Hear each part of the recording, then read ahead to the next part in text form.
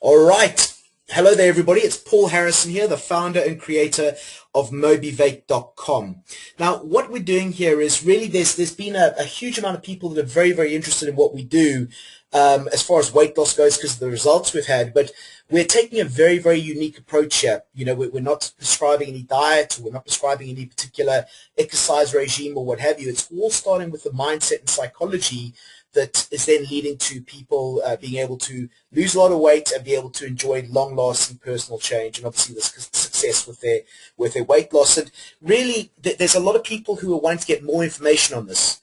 So what I thought would be the best thing to do is really just to speak to some of our clients who've been through the journey and really people who've been through it, have had the experience, and I just thought that would be a very good, unbiased way of being able to get as much information as possible out to people who may be interested. So who we have with us today is Kat Hipsey, who is one of our clients. And Kat, are you there?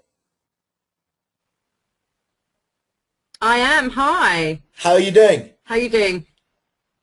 All good? Not bad, thank you. Not bad. Fantastic. Yep, absolutely. Fantastic. Well, Kat, as I was saying, as you may have heard in the intro there, obviously, our approach is very different, and a lot of people are very keen to, sort of know more about how we're doing it and what we're doing.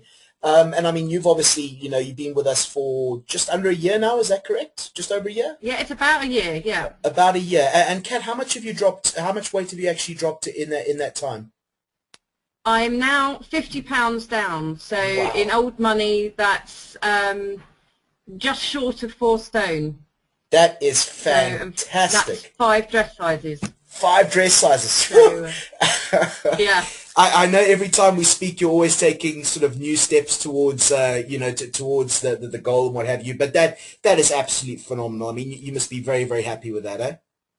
I'm absolutely chuffed to bits. If you told me a year ago that I'd be here talking about this now, I wouldn't have believed you, to be honest. But no, I'm absolutely, I'm still sort of stunned, so I still keep doing the double takes as I go past the mirrors and that sort of thing. But it's absolutely fantastic, yeah. But that's brilliant. I mean, you've worked for it, you deserve it, and everything like that. That's brilliant. But Kat, I mean, people listening to this, obviously, those are huge numbers. Those are absolutely brilliant. But I mean, could you tell us a little bit about yourself, just so people know that you're actually a normal person? You're not just sort of somebody who's like with all due respect, like a rock star or something like that. I mean, just to show that you are a normal person.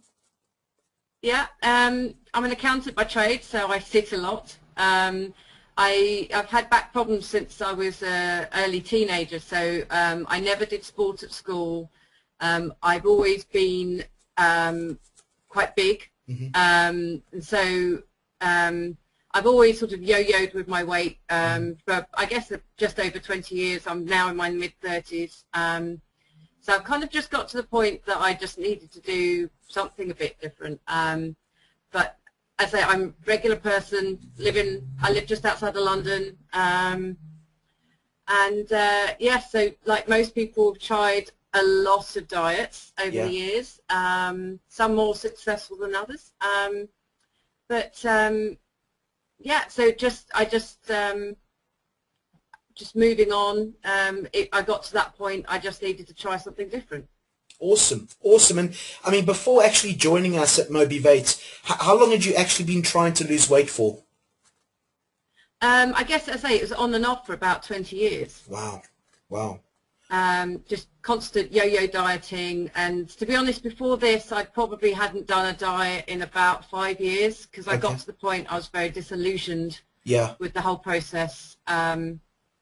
Because every time I tried it, I might have been very successful at the time, but then I yo-yoed. So even though I might have lost a lot of weight in a short amount of time doing the diet per se, in the traditional sense of the word diet, in terms of the fact that I monitored what I ate, I count everything, all that sort of thing, and then ended up being heavier than I'd ever been, and so just sort of lost patience with it, really, because I just every time I saw a new diet, I just saw it as another setup for failure, you know, and it takes a lot out of you mentally to keep putting yourself on these diets, keep psyching yourself up, and then you almost become embarrassed because you're on a diet, because, you know, everyone sort of looks at it as like, oh, she'll be back to her normal self in a couple of weeks, you know. Yeah. She'll be out drinking and doing all this, and it's Yep. and peer pressure does make a big difference, actually.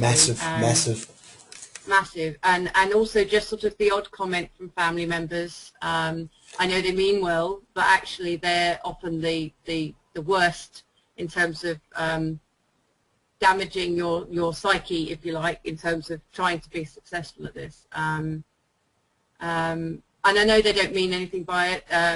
It's all coming from a place of love, but you know, they've seen you do every single diet under the sun as well. You know, they've been there throughout, and so quite frankly, their expectations are low. Yeah. Therefore, you almost play up to it. You know, if you're the fat family member, that's almost a label. You know, that's kind of your role in the family. You know, I don't. I'm probably not explaining it very well, but it's no, it's very difficult. Yeah. To break out of that. Most certainly, and it's something that, you know, I mean, this is something we talk about a lot on the training as well, and obviously we reinforce it a lot, but, you know, human beings act in accordance with how we believe other people perceive us. You know, it's one of our deepest core needs, and obviously how we act, how we perceive ourselves, again, which is obviously the self-image, and, you know, that's obviously one of the things we've worked on. But it's so good, you know, just hearing you coming out with these terms, you know, obviously that you're aware of them is a big thing to start. But, you know, looking back on it now, Kat, why would you say that the other things that you've tried have not led to long-lasting weight loss? I think because you look at a diet and it's very short-termist. You know it's for a finite period of time, be it, you know, a week or 6 weeks or a couple of months or whatever, and the aim is to get down to your goal weight as fast as possible. Doesn't matter how you do it.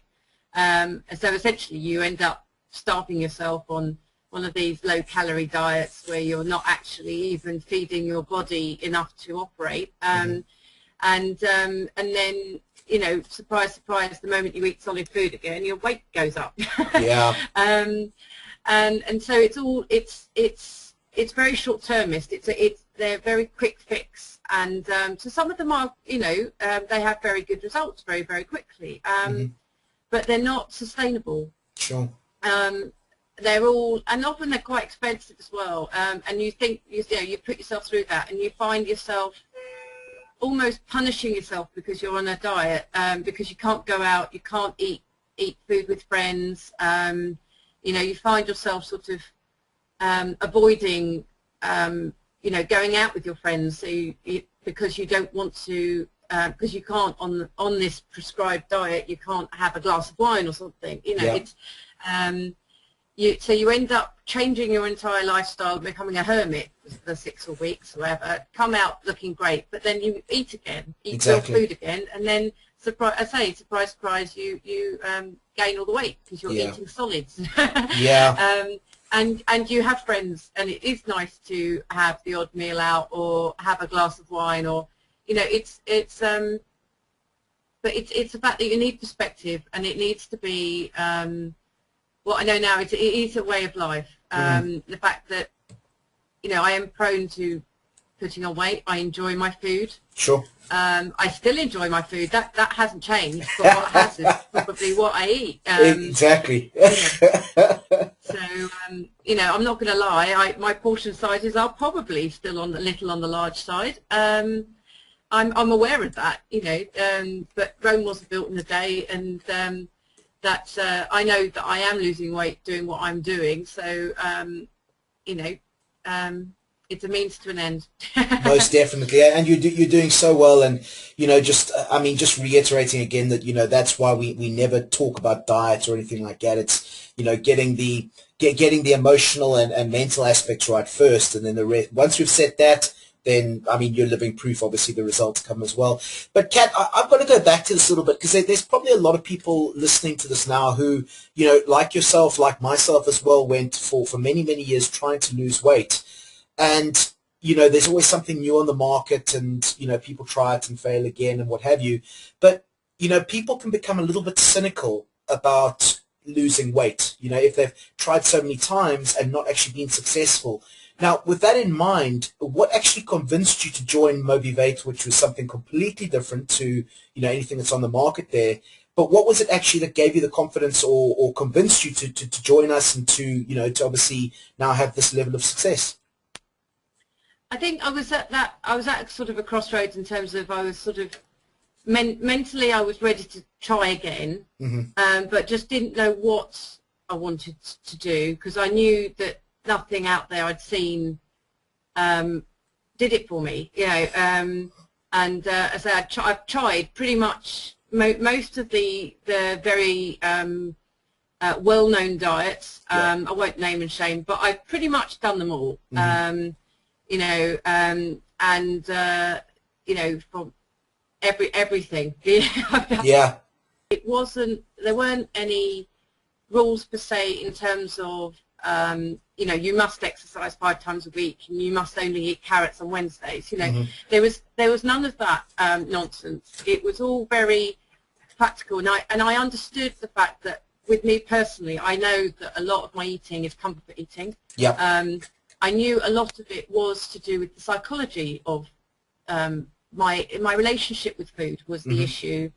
I wouldn't say I've always eaten bad food, but I mean, I'm certainly a lot cleaner in how I eat now. By clean, I mean I know what's in my food. Sure. Most of the time, I don't tend to eat much processed. But that, I guess, is a knowledge thing that comes with just focusing on what you're actually putting in your mouth. But I just liked the fact that this had the sort of 3 tranches to it: the weekly webinar, the daily text messages, and the Facebook support group. Yeah. And it has been a combination of all 3 that's worked. Because I just love the webinars. The fact that you come on and you don't need to share if you don't want to, but it's so inspirational hearing how everybody else is doing and realizing that you're not alone. Everybody is in the same position. Everyone actually has, quite a few of us actually have quite similar triggers. Yeah. Which was quite surprising, and I know it sounds surprising because you all think you're unique and you're on your own, and you're the only one with these problems.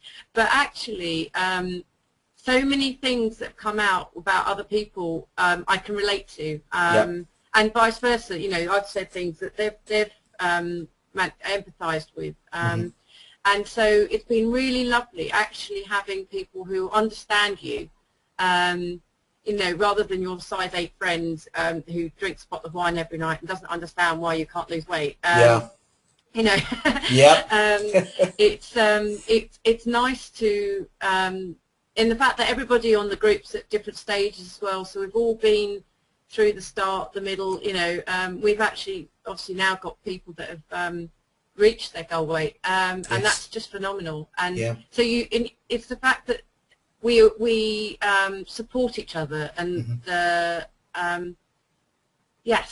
I just there's so many aspects of it that have just, well, it has changed my life really. I just got goosebumps, Kat. I just got goosebumps. That's so awesome. I mean, just coming back to as far as the challenges that people face, you probably wouldn't be surprised to know that the questionnaire that everybody fills out before they join us, those questionnaires, I could write out one questionnaire that would cover 90% of the answers that we get from all people. All the challenges that everybody in the group is facing, they're all the same challenges, and it blows my mind. It's amazing when you see it. It's almost predictable. I can tell what people's, where their challenges are. As soon as they fill out these forms, and of course, if somebody else has been successful, then it's a pathway for anybody new to be successful there as well. But Kat, what would you say? What would you say is the biggest difference between the MOBIv8 process and other things that you've tried previously? What would you say is the biggest difference there? There's been a great focus on the psychology. So what are your triggers? Understanding your triggers, and also not punishing yourself, in the fact that we all have good days, bad days, you know, we all have weeks where we feel superhuman and we go to the gym a lot, and we've got other weeks where we're not feeling so great and don't. Or, you know, and the fact that we all, it's real, it's the reality check. And it's so wonderful to be around other people that understand that life happens as well, you know. The fact that you are going to go on a holiday and you are going to have a pina colada on the beach, you know, it's, and there's no need to feel guilty about it. But it's amazing because all of us, we're having to recondition now the way we think, because all of us feel guilty about doing that. And because we think, oh no, it's not going towards our end goal, you know. But it's, well, you know, one pina colada is just, you know, you've got to put it in perspective. Exactly. Of everything we're doing.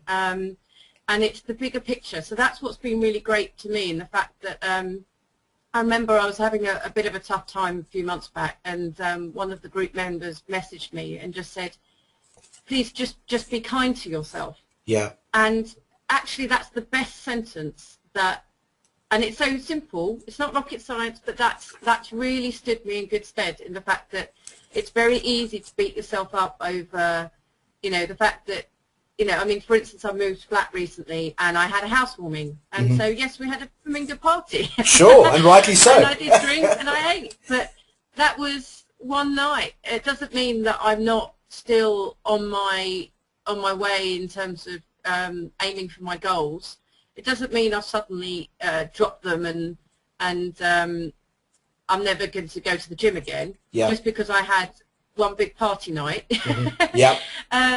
You know, so it's the fact that it's more change of life. You know, it's I say the perspective thing, and also I say the fact that other people can see the perspective even if you can't, and that's really helped. So realizing when you're beating yourself up and it's really not doing anybody any good, certainly not doing you any good, and just the support has been phenomenal between everybody. But I think, yes, also the fact that it's not short-termist. We are changing ourselves for the better for the rest of our lives. Yeah. So really, this is a lifetime thing, and it's the fact that actually, do I ever want to be as big as I was again? No, no, I don't. Yeah. And so naturally now, I'm finding that I'm without even having to think about a lot of what I do, but I actually, I say recently, because I moved, I ended up craving organic veg because I had to stop my veg box deliveries for a few weeks when I moved, and I was so grumpy because I didn't have my veg box. And I mean, you think, you know, sort of, and that's not a conscious thing. I just kind of sort of couldn't work out why I was so annoyed. And you know, my local supermarket didn't have what I wanted in it, you know. And the fact that, I mean, if you told me that a year ago that I would be getting grumpy because I hadn't been able to have a veg box delivery, you know, I wouldn't have even laughed at you. I would have just given you one of my looks and walked out the room, quite frankly. But that's exactly why we say it's like, that's why we don't recommend a diet. You can eat and drink whatever you want. It's just when you make that mindset shift, what you want is something that's good for you, you know? Absolutely, absolutely. And it's amazing because actually, I say, you find yourself craving healthier food, and I really, really feel the difference when I do, you know, if I do have something, I use in inverted commas bad food, you know, sort of say processed or pizza or takeout or something that is not necessarily very good for you, and in terms of being healthy. But you know, it's fine to have that once in a while, but you really, I think, because you're so used to eating such clean food now, that I really notice it in my mental state as well as my body. I feel sluggish. You know, I'm quite moody if I don't eat fresh food now. You know, and so, but it's all of it is just awareness. The fact that I wasn't aware of how I'd say even my mental state was being affected by what I was eating. Yeah. and that's been huge for me. And so you know, things like if I'm ill, for instance, I've always made sure I've got cash in the door to pay for the takeout. Yeah. Because I've always ordered takeout to cheer myself up as a treat. Yeah. For being ill. Whereas when I was ill recently, I was just thankful that I had some of my frozen soup in the freezer, because that's all I wanted to eat. Yeah. So it's just, I guess it's sort of re-educating your subconscious and what you actually crave. And I say it's not denying yourself. Beating yourself with a stick doesn't help anybody. Exactly. It doesn't help you. Exactly. And that's been a big realization, because it's I don't know whether it's I think it's just human nature, and the fact that you want to strive for your goals and you want to be good at everything you do. But the reality is, I say you know, I'm not going to just eat celery all day and drink what's that stuff? Wheatgrass. Wheatgrass. And you know, all we could do our best, and obviously, you know, challenge ourselves. But there has to be some perspective. And the fact that what was it somebody suggested the other day? And the fact that if you sorry, you would say if you've got a one flat tire, you don't go and slash the other three. Exactly, yeah. And I thought that was such a good analogy, and the fact that, you know what, you go on holiday, you can go out to a nice restaurant and have a nice meal, you know, but just because you're having one day that's, you know, probably significantly higher in calories than others, doesn't mean that you've failed. Yeah. And that you're suddenly now not able to continue your quest, you know. Yeah. You see, that's so it's all, and you don't need to beat yourself up about it, and that's a big thing. But, you know, enjoy spending time with your friends. You know, just be aware of the fact you might not have dessert, or you know, you might not have that second bottle of wine, or it's all about just realizing what you're putting in yourself, and also just in terms of exercise as well, just making sure you do what you can, you know. Yeah, you see, that's the thing. There's a lot of people listening to this who would agree with you in everything you've said. The biggest difference is, though, is getting that understanding from a mental point of view to an emotional point of view, and that's really what the whole thing, everything that we do is designed so people understand that, and actually we help them make that change. And obviously there's a lot of things they need to be aware of as well, in terms of the snapback effect and the self-image and all of that training that you get at the beginning that really that really sets people up to win there. But now, Kat, I mean, your results, I mean, what was it, 4 stone and 5 dress sizes? It's just shy of 4 stone, but yes, nearly that. But it's 5 dress sizes now. Yeah. Brilliant. And in terms of other results that you've seen, not just the weight, but other areas of your life? Yes, I'd say I'm much more positive. I'm much more outgoing generally. I mean, I've always been quite a bubbly person and quite out there, but actually I was sort of I had my quite introverted moments as well. Whereas I'm just generally I would say I'm a lot more positive than I was before. Also with sort of work and things like that, in just sort of general life. You can apply a lot of the same theories in the fact that, you know, the fact you think these goals are just unrealistic, but the reality is that actually they're not. Exactly. And that's been huge for me, because I remember, and I did confess to you a while ago that I did this, is the fact that on my original questionnaire, I didn't actually set myself that big a target, because I didn't think I could even get that. But in my head, I knew, in my heart, I knew what my real target was, and I remember I sailed through that. You smashed it, absolutely smashed it. And it was at that moment I just thought, actually, you know what, I've got to confess, because you were getting all excited that I'd reached my goal, and it wasn't really my goal, because again, it was also it was managing my expectations and yours, and it was, but with a very weird way of doing it, and the fact that I've never lied in my life. I mean, I'm so straight down the line, and that I can't even believe I did that. It was only when I went to see and reread my form about 6 months after that I realised I'd put a completely different figure on what I'd sent you to what I was working towards. But the fact is, you know, that target did come and go, and I'm £10 further on than that, because my aim originally was £40, sorry, and then I say I'm at 50 at the moment, and I've got a few more to go before I get my ultimate kind of goal. But even that, now I know I'm so close to that. Now I'm thinking, well, actually, even that I can go further, you know. And I'm not about to say I'm not an anorexic. I haven't got any eating disorders. You know, I'm not starving myself. Which again, I've got friends. You know, they're very helpful. But some of the comments that come out are, you know, sort of one of them was like, "Are you sure you're eating?" I was like, "Yes, actually, I'm eating a lot of food," just because her perspective of a diet, which I know that she puts her boyfriend on all the time, is one where she watches everything he eats, and he basically has to starve himself when she puts him on a diet. And you know he's going to rebel from that as well, don't you? Oh well, he yo-yos like crazy. Yeah.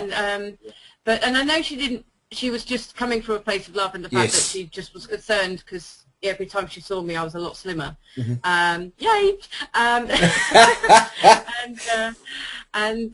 You know, but it was the fact that, I mean, who could have thought even that somebody could have even thought that about me? You know. Yeah.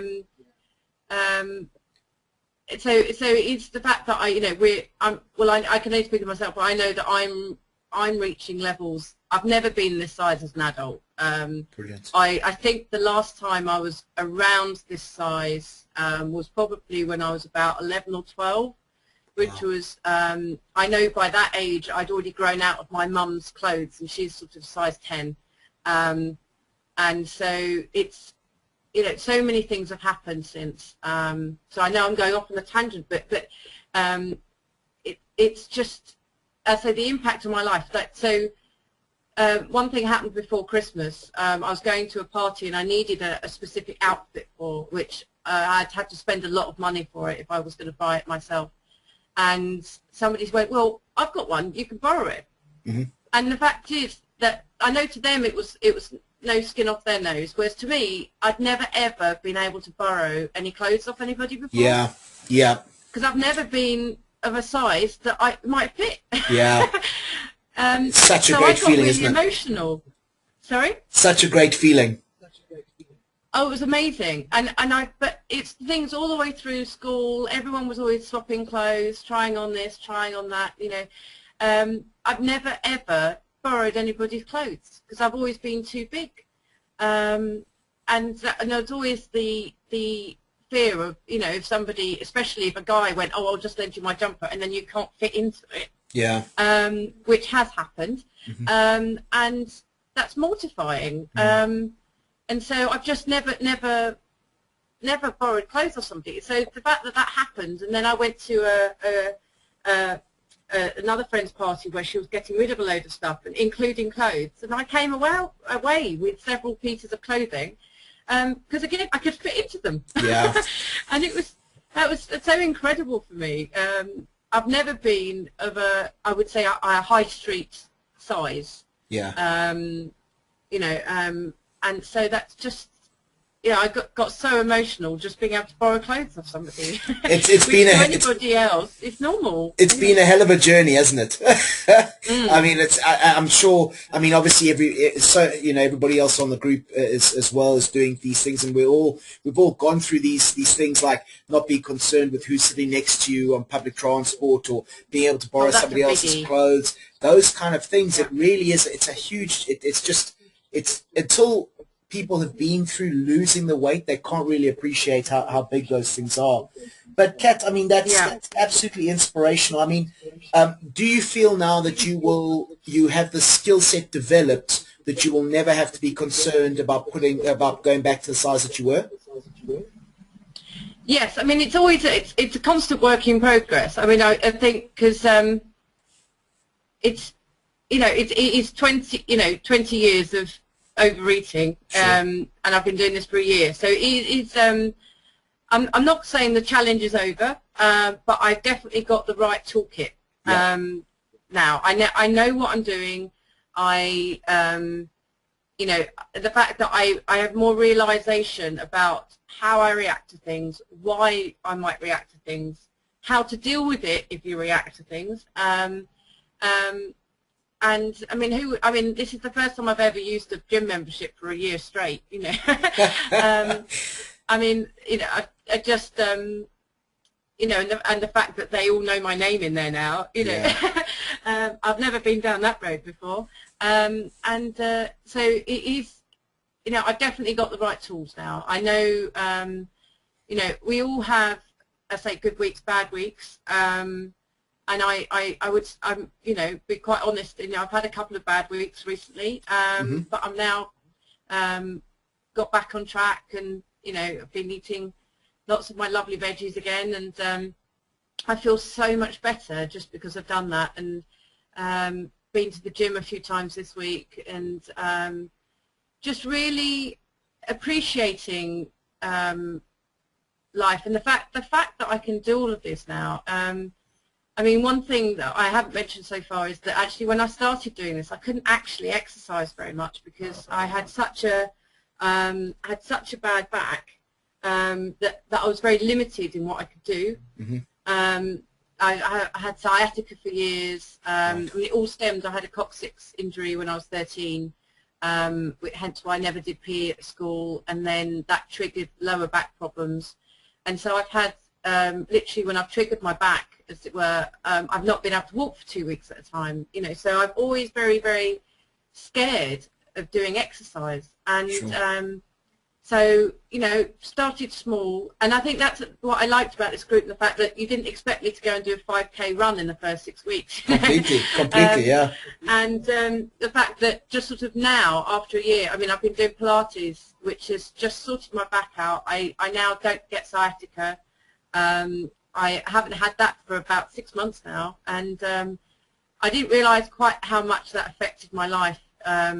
You know, I used to be in agony when I laid down to sleep at night. It used to take me forever to get to sleep at night, just to try and get in a comfortable position because my back hurt so much from the day. And yet now I don't have that. I sleep like a log. So, yeah, I mean, just even impacting my sleep patterns.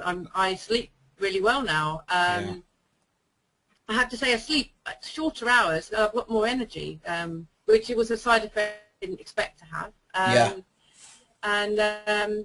So it's just been one hell of a journey. A lot of learning about me, who I am, what I react to, what upsets me, and what my instincts are. So, you know, in the past it would have been probably to have ordered a large pizza and then eaten it in one sitting. Whereas now I'm more likely to have a peppermint tea. You know, one of the things I like making is my sort of guilty pleasure, if you like, but it's really not bad for you at all. It's actually corn fajitas. I love them.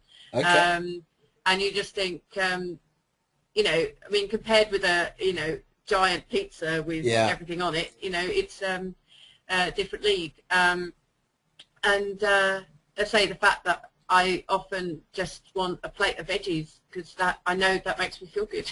That's brilliant. Fantastic.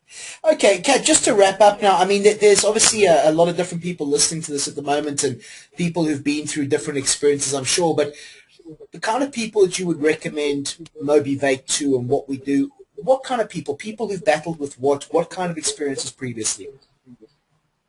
Well, actually, I think because of the way it's because it's a lifestyle change. Actually, I think it would probably benefit most people, just because you end up understanding what your triggers are, and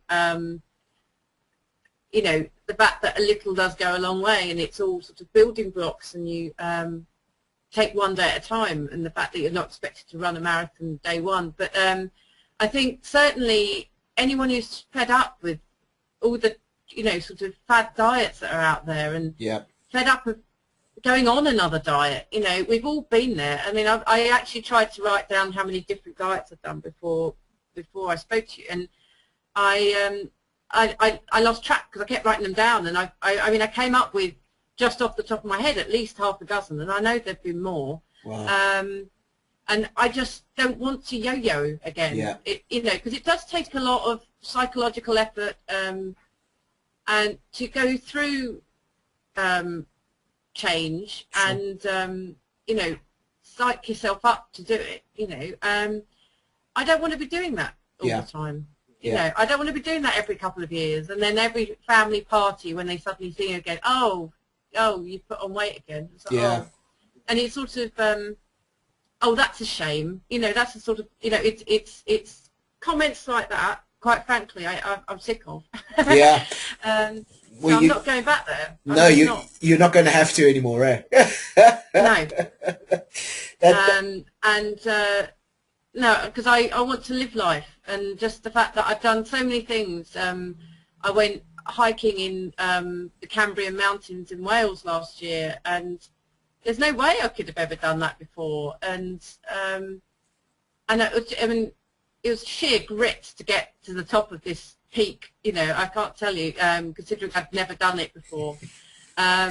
But the fact that they couldn't believe I was smiling all the way through it, you know, because they said most newbies they end up crying halfway around and wanting to go home, you know. I said, well, I didn't have an option of doing that, and I was going to blooming do it, you know. Excuse my language. You know, it was just, right, okay, I'm going to do this. You know, there's no way I'm not going to get to my goal now. I know it's a when, not an if. Yeah. I say, well, now that I'm so close, I'm only about 4 pounds off. So, and then I say, even then, I'm sort of already thinking what my next target's going to be in terms of fitness, because I would start toning up a little bit more than I'm doing now, and you know, so I've got you know, sort of a mental plan of what I'm going to do next. So watch this space. You go for it. I have absolutely no doubt, Kat. I mean, you've done so well, and obviously, I mean, working so well with the team and the support group there, and you know, just doing what you've needed to do to get to where you want to go. And you know, I know a lot of people are inspired by what you do. I know a lot of your friends are inspired by it as well. So, you know, keep doing what you're doing. Absolutely inspirational, and thank you so much again for your time. I really appreciate it. Not a problem. Not a problem. Thank you. All right, Kat. Thanks again, eh? Cheers. Bye-bye.